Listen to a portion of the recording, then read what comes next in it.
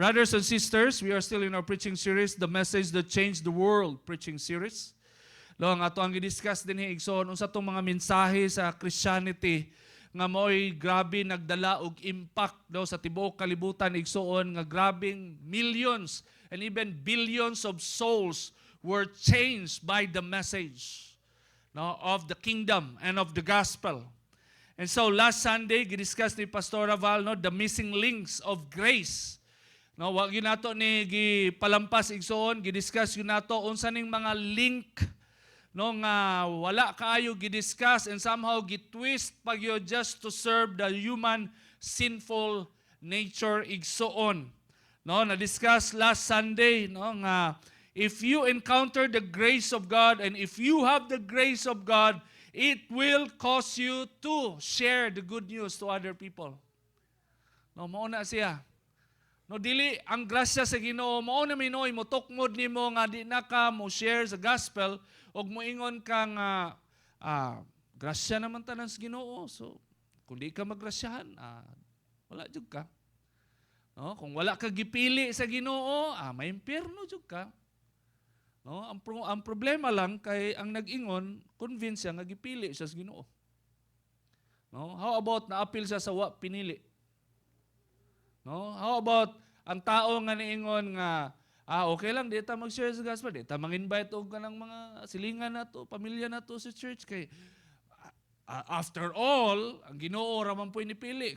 Ato ang gidikanan wa day napilian. Mura magkoronasyon.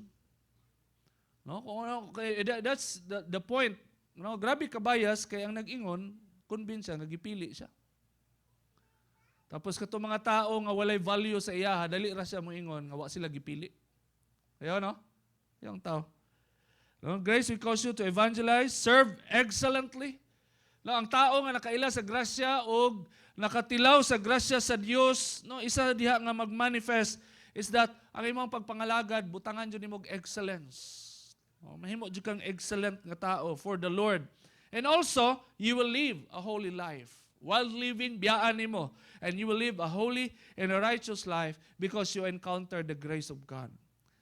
So, dili man perpekto ang kinabuhi, pero na ang pagpaningkamot ba nga, you want to serve God, you want to honor God, sa unsay kaya nimong buhaton, dili ka perpekto nga tao, pwede na kay mabuhat nga, kayong ka nga, kasala ka sa Ginoo, dili siya ma-please, pero naay pagpaningkamot, then you are living in the grace of God. Amen? So, we will proceed further, the sound teachings on grace and as well as the wrong principles often linked to it. So, naagapon tayo discuss ng mga wrong principle nga ato ang hinahinayon og baklas og bali para ang ato ang Kristohanong kinabuhi mas mo-grow pa gyud ta and we will become spiritually healthy as a church. So, the fourth one is this. The grace of God will create a repentant heart and not sinless perfection. Muna siya ito ang gusto emphasize. First point this morning. The grace of God will create a repentant heart and not sinless perfection. So ang wrong principle nga ato ang batbaton igsoon, mao ni siya. Nay mo ingon, because Jesus paid it all, past, present, and future sins which is true, gibayaran na ni Kristo, imo ang karaan nga sala nimo sa una, gibayaran ni Kristo. Ang sala nimo sa present, gibayaran na ni Kristo. Ang sala nimo in the future, gibayaran na ni Kristo. Tapos, ang problema, kay naay conclusion na there is no need to ask for forgiveness. Extreme. Tungod kay bayad na ang imong sala sa una, karon og sala nimo in the future, pag makasala ka, di na ka kailangan mangayo pa og pasaylo. Mga pastor, murag strange lagi na. Strange jud, kinaadyo ni buhat ani. Nainitabo sa interfaith. Ang worship leader, guilty kayo, nag-lead og worship, makasasala siguro kayo ng pagka-worship leader. Kay perting niyang hilak, all throughout worship, Lord, sipay pasaylo. Kay grabing guilt ba? And you know what? Guilt, yes, na kayo ma-feel, di ba? Kanang guilt, shame. Pero kabalo baka that's the work of the Holy Spirit? To convict you of sin, of righteousness, and of judgment. That is the ministry of the Holy Spirit. So, during that moment, the Holy Spirit is ministering. The Holy Spirit is giving conviction sa worship leader nga wa na mao ang kinabuhi, nangalagad sa Ginoo. So, perti niyang hilak sa stage, sige siya hilak, sige siya pangayog pasaylo sa Ginoo. O karon sa dihan ni sulod na ang mangwawali, giribyok siya. Giribyok siya. Nga mali daw yung gibuhat, kay nganong magsigi pa man siya mangayog pasaylo, nga bayad naman. Oh, grabe ha. Sa University of Mindanao, sa Matina, Interfaith. No? Sayang kayo. Namuhat ang Holy Spirit, di ba yan lalim? Kaya di ba tanang tao mag-guilty? Di ba? Ma-convict ka, nga mali ka. Di ba yan sa yun igsoon? It takes also humility. No? So namuhat ang Holy Spirit, gitagaan og guilt, shame, kana nga feeling, para makahinulsol ka. Kaya pag wala mo kuna, di mo ka kahinulsol igsoon. So tagaan siya chance nga mag-repent. O karon na may bulaan nga propeta ni sulod. In the image of being a traditional evangelical image. So girebuke on the spot ang worship leader nga di na siya dapat mangayog pasaylo makiluoy sa Ginoo kay bayad na tanan. That's a very blatant false teaching nga gusto na to balion igsuon nga dili na siya biblical. No? Let's see. 1 John chapter 1 verse 8 to 10. It says here, if we claim we have no sin, we are only fooling ourselves and not living in the truth. That is the assumption. No? Tungod kay gibayran na ni Kristo tanan, perpekto na ka. So the claim is sinless perfection. Because you have that claim that you are sinless. No? So wala na kay guts mangayo og pasaylo, ug wala na sense ang mangayo og pasaylo, kay wala naman kay sala 100%. Wala na guilt, wala na shame. So kung mubuhat ka og sala, di na siya counted. So you are assuming that you are sinless. No? Ana man na. Convince mo kaugalingon ba nga okay ra ko. Bayad na tanan. Bayad lagi tanan. Pero mong utang sa turko ngayon mong taguan mo, di pa man bayad. No, naman dyan magsigig paningil nimo pag naa kay gibuhat nga di ba o paninglan man dyan ka. Pero human self-deception nag-exist. No, kay ang tao naturally garbuso ug dili gusto makonsensya sa butang nga dapat naa siya responsibility. No, mo na gusto nimo tanggalon si mong kaugalingon. Pero ang giingon ni Apostle John, no, if we claim we have no sin, we are only fooling ourselves and not living in the truth. Kay first and foremost, whether you are a Christian or not, kabalo ka nga di jud ka perpekto. Amen? Kabalo ta. No? Ang Biblia mas magpalig-on pa gyud sa ato ang ma-feel nga di gyud ta perpekto. Naa gyud tay sayop, nakasala gyud ta. No? Pero ang Biblia mo ingon nga klaro gyud. If we claim we have no sin, if we claim that we are sinless, then we are fooling ourselves. Ginailan na nato itong kaugalingon o ang kamatuoran wala kanato. In verse 9, but if we confess our sins to Him, He is faithful and just to forgive us our sins and to cleanse us from all wickedness. That's according to Apostle John. And take note, he is addressing Christians. Mga Kristohanon ang iyang audience, ang mga nibasa sa iyang letter, mga Christians na sila, mga gihugasan sa dugo ni Kristo, mga giluwas sa grasya sa Dios, pero walay assumption nga kaning mga tawhanan ni nga kastorya ni John sa iyang letter, di na kinahanglan mangayog pasaylo kay bayad na. Kay kung naay assumption ug tama na nga doktrina, di na unta siya moingon nga if you confess your sin to Him, He will forgive you. Diba? Kung naay assumption ba, nga tama nga doktrina, nga di na kailangan mangayog pasaylo, di na unta niya ingnon ang simbahan, nga kung maingon mo nga wa mo isala, ilan rin niyo yung kaugalingon. Pero kung dawaton ninyo nga makasasala mo, tapos mangayo mo pasaylo sa Ginoo, pasayloon mo sa Ginoo.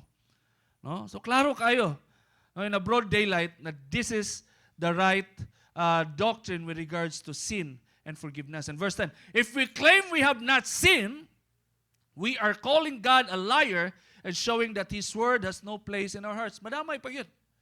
Pag may ingon nga, di na kailangan magpasaylo kay perfect na to ang life, perfect na to ang Christianity. No, kay gi-exage ba? Tinuod man na igsuon nga si Kristo ang maoy mo perpekto sa ato ang kinabuhi. Unsay pasabot ana? Nga apart from Jesus, you can never be perfect. Apart from Jesus. So the conclusion is because apart from Jesus, you can never be perfect. So ang imong kinabuhi, wala kay claim nga maayo, gawas kang Kristo. But if you claim that you are sinless and you don't need forgiveness most of the time, you want to live a life with a self-righteous life, o madiminis ang himaya sa Ginoo sa imong kinabuhi because you want to glorify yourself as a righteous person. But if you understand that your perfection and that the cleansing of your life, no, ang imuhang kaperpekto, mahitabo lang na siya kung naa ka kang Kristo, igsuon, lahi ang effect sa imong kinabuhi. The more ka mudut-dut kang Kristo, di jud ka mubiya. Not even in a single thought nga mubiya ka, mupuyo ka kinabuhi nga layo kang Kristo. Mao bitaw nang mo try tag biya bitaw. No, masig usa ka adlaw lang magkamuritsing ato ang kinabuhi. Makita nato nga grabe magkamuritsing ato ang kinabuhi. Pag mo try ta og puyo og kinabuhi, gawas sa grasya ni Kristo. Kamuritsing yun. Pero pag naata, no, diha kang Kristo, makita nato nga dili ta perpekto, pero grabe ang desire, conviction nga Lord, wala jud ko Lord kung wala ka. Dot-dot lang jud ko Lord, pabaga lang jud ko naong Lord, gunit lang jud ko sa imo ha Lord, kay kabalo ko nga ikaw ra gyud ako ang paglaom Lord, para ako ang kinabuhi mahan-ay ug mahimong perpekto. Amen? Huh?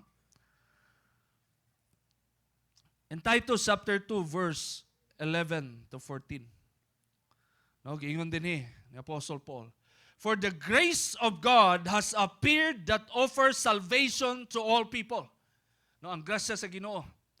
No, sa dihang ni appear, no, nag-offer siya og kaluwasan sa tanang klase nga tao igsoon. In verse 12, it teaches us to say no to ungodliness and worldly passions.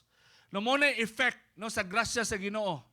No, muluwas og tanang klase nga tao, walay pilion igsoon, luwason sa grasya sa Dios. O pag ang grasya sa Dios ana-ana sa kinabuhi sa tao, mutudlo siya, tabangan niya ang tao nga mubalibad sa tanang dili maayo o sa tanang butang nga dili makahimaya sa Dios. That's the work of the grace of God. And to live self-controlled, upright, and godly lives in this present age, while we wait for the blessed hope, the appearing of the glory of our great God and Savior, Jesus Christ, who gave Himself for us to redeem us from all wickedness and to purify for Himself a people that are His very own, eager to do what is good. Okay na, nindot unta, for example, nga di na ka mangayo og pasaylo, mutang nato, no? Di na ka mangayo og pasaylo pag makasala ka kay grasya na tanan. No, tapos you claim that you have this sinless perfection feeling nga you are already perfect, no? Okay mo ta na siguro igsuon ha, siguro lang, di ko sure. No, okay mo ta na igsuon kung matuman gihapon ang giingon sa Biblia ba nga if you are under the grace of God, the grace of God will teach you to say no to worldly things, to say no to wickedness, to say no to ungodliness. But the problem, claim lay na. Di na kailangan magpasaylo, di na kailangan magpasaylo kay kuan naman ta, bayad naman tanan. No? Okay, kana lang ang gi-claim. Tapos, di na kailangan magpasaylo kay perpekto naman ta. Gi-perpekto naman ta ni Kristo. Kana lang ang i-claim. Pero sa actual nga pag-apply sa kinabuhi, pag naay inom, di mo balibad. Pag naiinom. Pag nai manuktok, brad, patad kang swertres, dili mo balibad. Pag mamakak, di magduha-duhag pamakak. Kung mabuhat og di mao, di magduha-duhag buhat og mao, pero ang mo claim, dali ra kayo. You don't need to ask forgiveness. No, bayad na tanan. You have this sinless perfection status. No? Pero ang ingon sa Biblia, ang tao nga nagrasyahan o ang tao nga naa ang grasya sa Dios siyang kinabuhi, tudluan siya sa grasya sa Dios nga mubalibad ka sa tanang butang nga dili iya sa Dios nga i-offer sa imo. Mubalibad jud ka. That's not perfection. No. That's not perfection. That is a human struggling to say no to the world, but by the grace of God, you will be sustained. Di man na sayon igsoon, kanang mo balibad ka, di na sayon. Pwede makakita kag away. Labi na sa mga boys, tunulan kag inom brad, respeto. Kung mga igagaw, insulto Insulto sila di man siya kumainom. Ako ang isa ka barkada, iyang palusot na lang kay naglain man akong tiyan, di ko pinaminom kay magtrubol akong tiyan, atukog CR. Kanya-kanya lang may palusot. Para makabalibad lang yun ang inom-inom, tagay-tagay ba? Okay, mo na mo ang first gi yun, nga di na yun may inom, balibad, dawat na namo nga naaji malain, may insulto. Di na sayon igsoon kanang mo balibad ka. Di na sayon igsoon sa diyang tintalon ka sa una nag-enjoy ka, panghambog pa nimo sa mga barkada, and then usa ka adlaw ni ana tungod kay nana si Kristo sa imong kinabuhi, tungod kay nagpuyo na ka sa grasya sa Dios, usa ka adlaw ni ana nana kay guts mo balibad igsoon, dili na siya sayon, mo nang kailangan nimo grasya sa Dios para kayano na nimo. Amen. Kay ubang tao maggusto magpabilin nga Kristohanon, tapos gusto kaning nindot siya tanawon kay na naman siya reputation kay Christian na ba yan, nagasimba na ba yan kada Domingo, yan napoy baptismal certificate which is ihatag nato. So, nanay maintaining of kaning imuhang status o imuhang reputation na gusto nimo ma-maintain, pero igsuon no pag-abot sa actual nga kinabuhi nga kung asa ka i-challenge ka sa Ginoo, instead na magpuyo ka sa grasya, magpaubos ka, mangayo ka og kanang kusog gikan sa Ginoo igsoon, no para matuman og mahitabo ang plano sa Ginoo sa imong kinabuhi, dili na hinuon ka. Didto ra ka sa claim nga okay ra, pero ang imong kinabuhi igsoon nagkamuritsing na. No? Dili siya sayon, no, nga mobalibad. Dili sayon igsoon nga moingon nga Lord, kayano na ko ni, Lord, buhaton na ko ni, mao bitaw nang naa ang grasya sa Dios. Amen? Ingnan mong katapad, salig sa grasya. Mao man ay point. Mao man ay point igsoon. No? Kay kung kaya nimo magtinarong, di na nimo kailangan ng grasya sa Ginoo. Amen? Di ba? Kung kaya nimo bag-ohon nimong kaugalingon na makayong ka going straight jud ko. By my will. I will do it my way. Ibaril bitaw. Kay tanang tao, daganag na record nga nikantag my way sa videokehan, gibaril. No, I will do it my way. Kay, siyempre, naman kay moral compass. Ang Ginoo ba, nagbugna nato. Masig layo ka sa Ginoo, naa kay moral compass. Kabalo ka, unsay tama og mali. Pilion lang dyan mo mali. That's our moral compass. No? And so, if kaya nato magtinarong, kaya nato mubalibad sa tanang malaway, sa tanang mga butang, wala na'y luna ang grasya sa Ginoo sa tuang kinabuhi. Pero ngalan nga imposible, ngalan nga dili nato kaya bag-uhon ang ato ang mga kaugalingon, tarungon ang ato ang mga desisyon sa kinabuhi, mao nang ang dako nga grasya sa Ginoo kanunay gina-offer sa Ginoo. Amen? Amen? That's the grace of God. No, that's the effect, the power of the grace of God if we apply the sound principle and the biblical principle of the grace of God.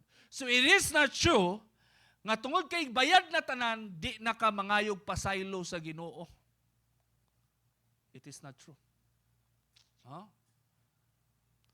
Because that's illogical. For example, your parents, imong ginikanan, sure man jud ka bisag unsay imong buhaton, dawaton jud ka sa imong ginikanan, di ba? Parents, basta di lang tong titulo iprinda nimo kay murag. No? As parents, anak, ano ka masuko man yun na sila sa imuha kung nakay buhaton nga di ba magpakaulaw ka sa inyong angkan, no? Pero pag unsa man gali mahitabo ang ginikanan, grabe, mura nagkumuton ilang kasing-kasing, makita ilang anak nga patsununo nas DDS. No, paliwara na jud kaayo tapos sila na jud ni sangpit sa ginikanan. Kaingon man jud ka. No? Pasayloon man jud ka. Pero it doesn't mean nga di ka mangayog pasaylo sa imong ginikanan. Moingon sila, muhilom lang sila. Uli-uli kay lakila ka, wa jud mi kadungog ba nga nangay kag pasaylo ba ay isang kaon. Ay isang kaon. No, kay ngano, that's logical. It's also the same with God. Ang Dios, grabe ka dako ang gugma, grabe ka dako ang grasya, grabe ka maayo sa Ginoo. And then buhat ka og sayop, nya di ka mangayog pasaylo.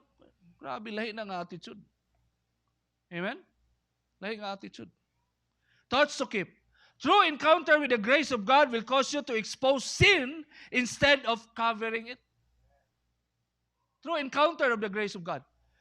No, i-expose nimo instead na i-cover, i-justify, buhatan nimo mga doktrina, prinsipyo, nga ang bottom line lang di lang jud ka mangayog pasaylo. Kay bago ka makapangayog pasaylo, kailangan man nimo dawaton nga nakasala ka. Kailangan man nimo i-admit unsa imong sala nga gibuhat o unsa ang consequence nga willing ka dawaton sa imong gibuhat. No? So if you encounter the grace of God, it will cause you to expose that sin instead of covering it. Second, the more we see and appreciate the grace of God, the more we see our humble state and our great need of a Savior. The more na to makita ang grasya sa Ginoo, no, the more na to makita nga ang atoang status hantod karon gikan sa sinugdanan og hantod karon naata sa usa ka very humble state. In a very pitiful state. Unsa ba? Pinaka makaluluoy nga ubos no nga status sa kinabuhi na kay kung walay grasya sa Dios maimpyerno man ka igsuon. That's the worst thing. Dili lang ang mamuyo ka nga pobre, kulang ang panalangin, or mamuyo ka nga naglisod ka, dili lang na mao.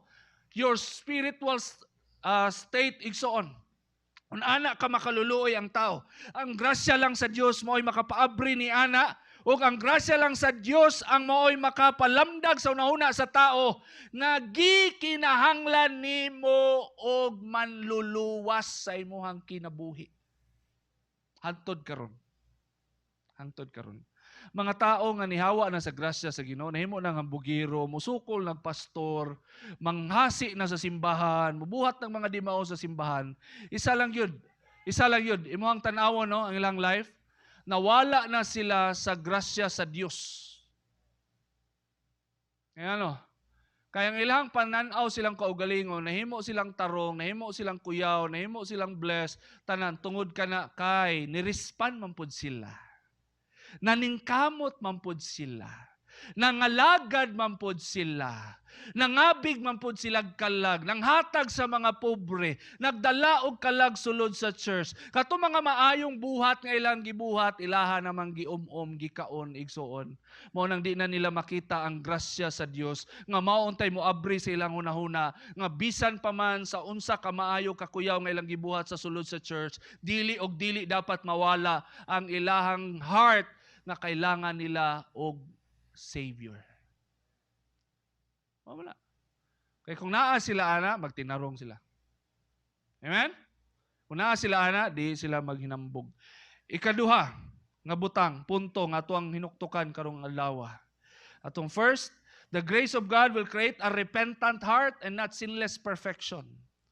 A repentant heart is the answer to our sinfulness. And then the grace of God can take over. No? Second, the grace of God will change you from self-preservation to self-sacrifice. The grace of God will change you from self-preservation to self-sacrifice. Wrong principle. No, money. Because we are all under grace, sacrifices like fasting is no longer necessary.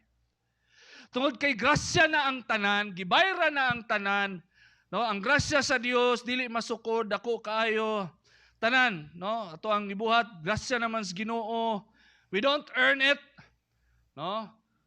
Ang grasya gyud sa Ginoo ang sinugdanan tanan, tungod kay naa naman ang grasya sa Ginoo, wala na sense ang mosakripisyo para sa Ginoo. Wala mo unsay bottom line principle ana igsoon. Ang bottom line core principle aning nga mali nga prinsipyo is still legalism. Ano man? Ang legalism ang gud igsoon or legalistic nga mindsetting, motivated kaayo ka mubuhat sa tanang sakripisyo nga pwede nimong buhaton. Tungod kay kabalo ka, pag imuhan ang buhaton, you will earn it and you will be glorified through it. O man ay legalism. O na legalism. So mga Kristohanon, nga naaani nga mali nga prinsipyo, they're just using the grace of God to cover like a cake nga butangag icing, grace of God icing, pero ang sulod gihapon sa kasing-kasing, still legalistic nga pagkatao. Legalistic. Kaya kung for their own glory, maningkamot. Pero pag for the glory of God, okay ra, midya-midya lang. Okay ra, pwede ra dili, pwede ra okay, pwede ra buhaton, pwede ra dili. Diba? Yung kailangan, pwede na po. Pwede ka ma-impyerno. Dili, pwede ma-impyerno. Pwede.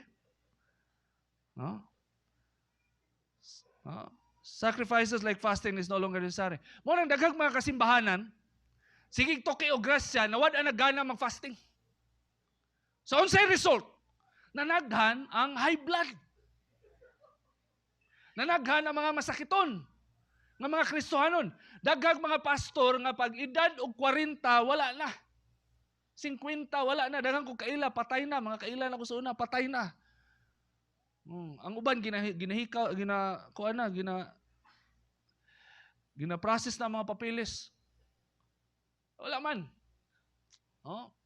Daghan mga Kristohanon, wala na gana mag-fasting tungod lagi ang tao motivated kayo mo sakripisyo og butang nga siya ang mahimaya.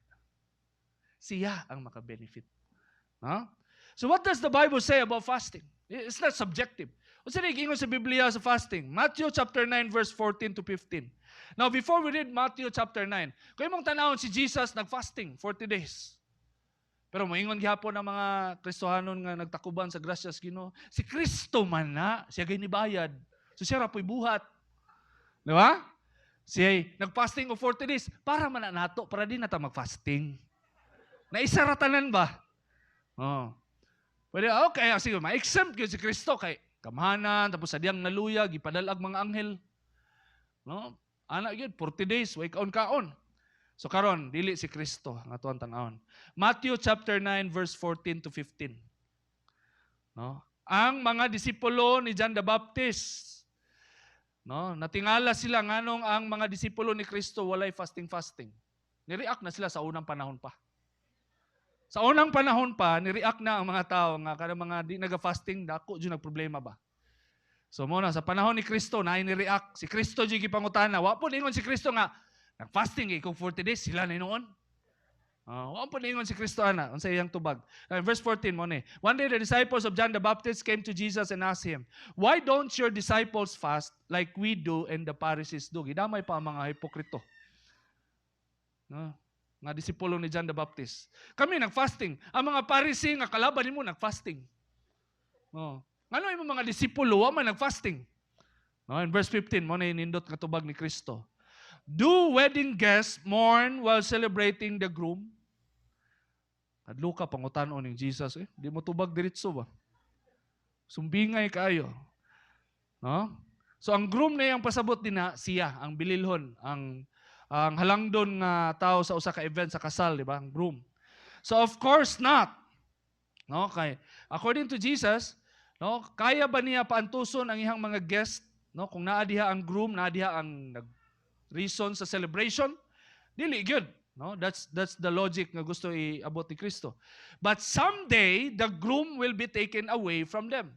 Gipredict niya nga maabot ang panahon nga siya mawala na, biyaan niya ang mga disipulo. And then they will fast. Pag mawala na si Kristo, diha na mag-fasting ang iyang mga disipulo. Samtang naa pa si Kristo, ang iyang mga disipulo magsigig kaon, mukaon gyud nga di manghunaw. Salig yun silang Kristo. Di yun sila kaingon nga sinless perfection kay apil manghunaw react ko ng mga Parisi. Ila kag mga kita kag tao nga baga kay yuta as kuko nya mo diretso ra kaon. Wa pa nahuman ang bless the food, wa na nahurot na. So according to Jesus, moabot ang panahon, sa iyang panahon, wa niya gialaw ang mga disipulo nga mag-fasting tungod kay naa pa siya. Pero pag once mamatay, mabanhaw, o mabalik siya sa amahan, diha na magsugod og fasting ang mga disipulo. So asa na to na makita? Acts 13 verse 2. Acts 13 verse 2. Sa dihang ipadala na si Saul o si Barnabas, nag-fasting ang mga leaders. Fasting, mabasan mo na, literal word, fasting. Acts 13:2. And also in Acts 14:23, sa mission ni Apostle Paul o Barnabas, silang pag-avoid sa mga church elders, nag-fasting sila. So tinuod ang gingon ni Kristo nga mag-fasting gyud ang mga disipulo. So diha klaro igsoon nga ang fasting dili sa subjective nga pinagi sa gracias Ginoo, di na ta mag-fasting kay nanang gracias Ginoo. That's not true. Giingon na sa Biblia nga naa joy fasting sakripisyo. Now in Acts 20:24, moadto ta sa pinaka-core no principle sa fasting or any sacrifice. Acts 20:24. Apostle Paul said to the believers, "But my life is worth nothing to me." Muna giingon ni Apostle Paul, "My life is worth nothing to me unless I use it for finishing the work assigned me by the Lord Jesus, the work of telling others the good news about the wonderful grace of God." Mao ni statement sa usa ka tawo nga maoy nagpromote sa doktrina sa grasya, Apostle Paul. This is his perspective by the grace of God. O para sa iyaha, ang iyahang kinabuhi walay pulos. No? Para sa iya, ang iyang kinabuhi walay pulos kung dili siya magamit para sa pagtuman sa assignment nga gihatag sa Ginoo sa iya. Unsa na siya? Ang musangyaw sa maayong balita og sa kanindot sa grasya. Sa ka-wonderful, sa ka-amazing, sa katingalahan sa grasya sa Dios. So brothers and sisters, dili tinuod tungod kay grasya na ang tanan, tungod kay we are all under grace, wala nay luna o wala nay sense ang sakripisyo. Wala nay luna, wala nay sense ang fasting or any form of sacrifice. That is not true. Because according to Apostle Paul, even his life, it's worth nothing. It is worth nothing. His life, his achievement, his credentials, tanang grado nga naa siya because he's a prominent person. Graduhan. No, prominente nga tao. Roman citizen. Kung karon na siya, green card holder. Green card holder ni sa US. No. Prominente nga tao. Ilado. Pero para sa iya, his life is worth nothing. If di niya gamiton for the glory of God. If di niya gamiton for the glory of the gospel of grace. Amen? So sacrifice is a manifestation of a person who encountered the grace of God and is so convicted by the grace of God ug wala siya lain mo naon siyang kaugalingon kundi by the grace of God he will fulfill his purpose in life. Amen? So grabe na sagasaan ang mali nga prinsipyo nga wala na sense ang sakripisyo. That's a very wrong mentality and mindset. Thoughts to keep. We can never repay what Christ did for all of us. Period. Ilansang na to ni Igsoon. Di na to kaya bayaran unsay gibuhat ni Kristo sa tuwang tanan. Di na to kaya bayaran. No? Kaduha, giving our life and our all to Him in a form of sacrifice is the least we can do to honor the Lord, the Savior of our soul. Tungod kay di man nato kaya bayaran ang atong kaluwasan. Di man nato kaya bayaran ang unsay gibuhat ni Kristo sa cross. Di man nato kaya bayaran ang panalangin nga gihatag sa Dios sa tuwa nga may naghatag kanato nga mahimo tang tinud-anay nga malipayon, mahimo tang tinud-anay nga naay kalinaw aning kalibutan ni, ug nahimo tang natagaan tag assurance na bisan unsay mahitabo dita pasagdan dita biyaan sa Ginoo, dawaton ta sa Ginoo, ang forgiveness assurance gihatag sa tuwa. Tungod kay di man nato na kaya bayaran igsuon, then pinakasimple o pinakasimple o pinakagamay nga butang nga pwede natong mabuhat is atuang ihatag ang atuang kinabuhi diha sa Dios. Amen? All our life be given to God. No? Last point that I'm going to share. No, atuang first point, the grace of God will create a repentant heart and not sinless perfection. Second, the grace of God will change you from self-preservation to self-sacrifice. So ang last point is the grace of God will produce grace in us. The grace of God will produce grace in us. Grace produce grace. That's the amazing power of God's grace. Grace produce grace. Dili, grace produce unwilling people. Always gina. Ang grasya sa Ginoo mo produce siyang tao nga mo manifest pod og grasya. Nga naman, because the principle of grace is free will giving. Free will giving. When you understand the grace of God, you understand that God, by His own choice, He chose you. Gipili niya nga ipadala ang anak para mamatay in your behalf. That is grace. Gipili sa Dios. Wala siya napugos igsuon. O pagmutog pa na sa ato ang kinabuhi, kita usab in response, wala ta ni-respond kay napugos ta.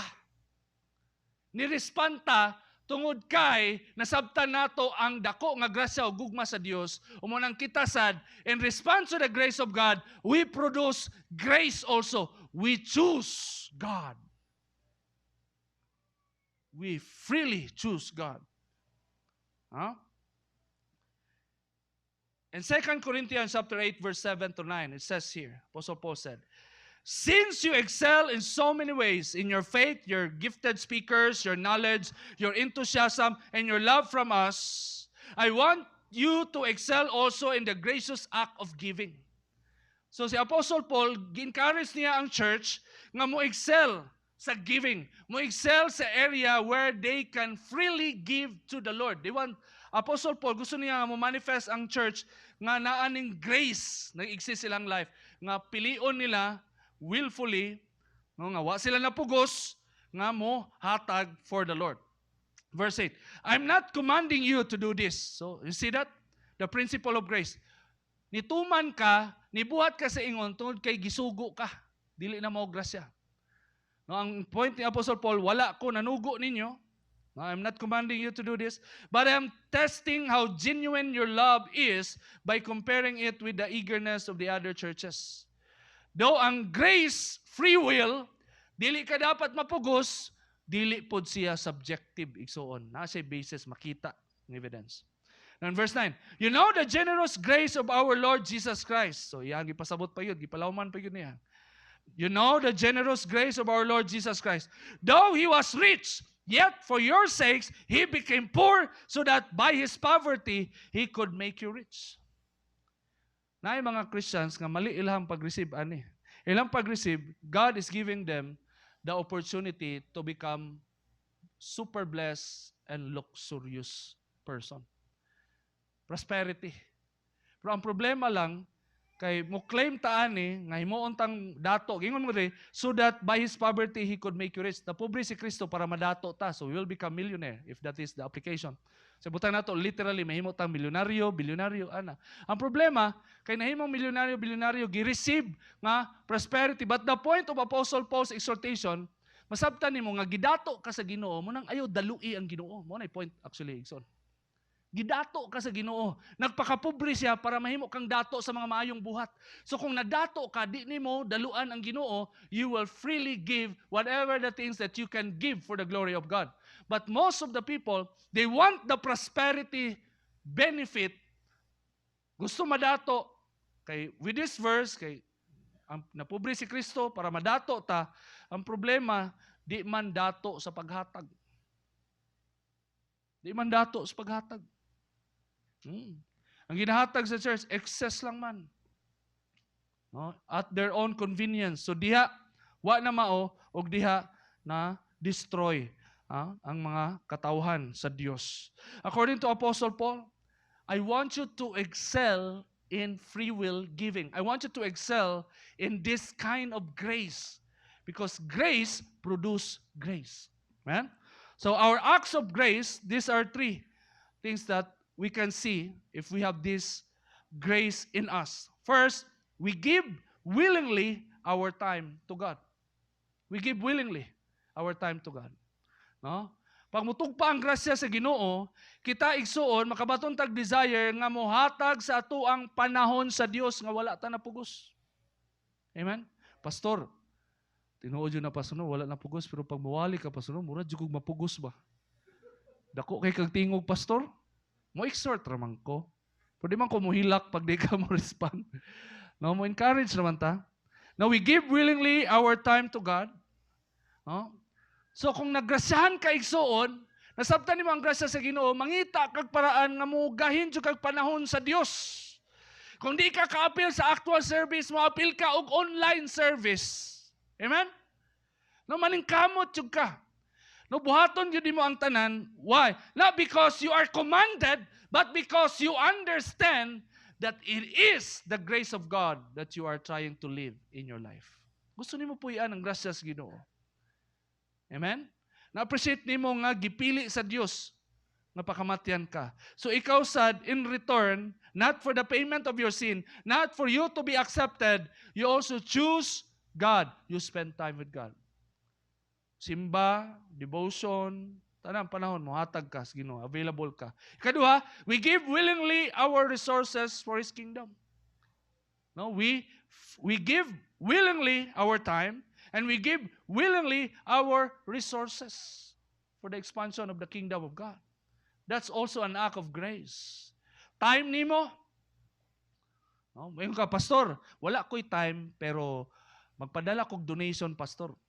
Storya sa tag nangapi sa tanya, magstorya ta ba nga saon man ako na imong kwartag impyerno na ka.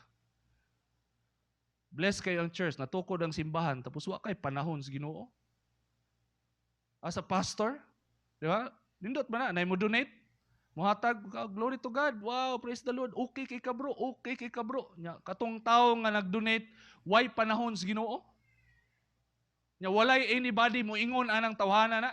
Kay tanan niyang tagaan nga pastor, okay kaysa kay madlok man pog di mo dayog hatag. Huh? So we give willingly our resources for His kingdom. Third, we give willingly our service for His people. Ang ato ang pagpangalagad, mga lagad sa simbahan, mga lagad sa mga igsoon, we do it willingly. Wala ta napugos, and that is grace. Grace produce grace. Mabitaw nang ang ministry, pag naa kay skill, talent, ma-open ang mga other ministries, kaya naman naay mga willing nga mga kasing-kasing, nga pastor, gusto mi mag-ministry og ani, gusto mi manghatag sun ani, ana, okay, way problema. That's for the glory of God. But brothers and sisters, always remember na wala ta gipugos sa Ginoo, wala ta gi-oblige. Ang ato ang pagpamuhat, if we are under the grace of God, we do it willingly.